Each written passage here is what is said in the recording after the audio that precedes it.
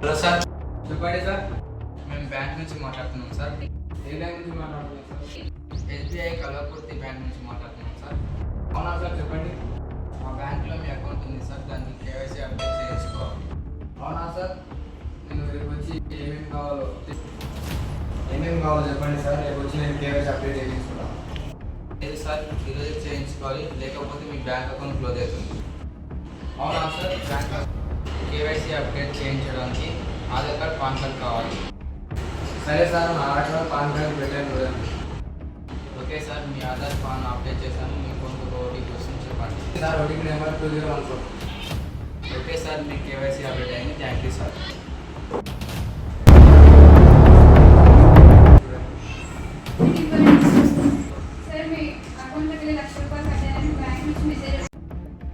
అవునా, నా అకౌంట్ నుంచి డబ్బులు ఏం చేయాలి, ఎవరు తీసుకున్నారు, ఎట్లా?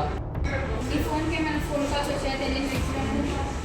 ముందు నా బ్యాంక్ వాళ్ళకి ఫోన్ చేసి కేవైసీ అప్డేట్ కోసం ఆధార్ కార్డ్ మరియు పాన్ కార్డ్ అడిగారు. నీకు ఫోన్ వచ్చింది బ్యాంక్ నుంచి కాదు, సైబర్ క్రైమ్ నుండి. నువ్వు ఆధార్ కార్డ్, ఓటీపీ అన్ని చెప్పడం వల్ల వాళ్ళు నీ బ్యాంకులో నుంచి 1,00,000 రూపాయలు దొంగిలించారు. నువ్వు ఒకటి గుర్తుపెట్టుకో, కేవైసీ అప్డేట్ చేయమని బ్యాంక్ నుంచి కాల్ రాదు.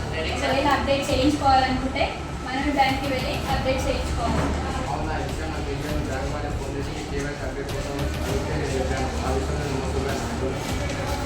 ఇప్పుడు నువ్వు సైబర్ హెల్ప్ లైన్ నెంబర్ 1930కి ఫోన్ చేసి జరిగిన విషయం మొత్తం చెప్పు. దానివల్ల నీకు కొంత డబ్బు అనేది తిరిగి రావచ్చు, లేక మొత్తం రావచ్చు. ఇది కూడా 24 గంటల లోపు చెప్పాలి. లేట్ అయితే డబ్బు తిరిగి రావడానికి ఆస్కారం లేదు. అవునా, నేను ఇప్పుడే సైబర్ క్రైమ్ నెంబర్ ఫోన్ చేసి ఫిర్యాదు చేస్తాను. Be secure. సైబర్ నేర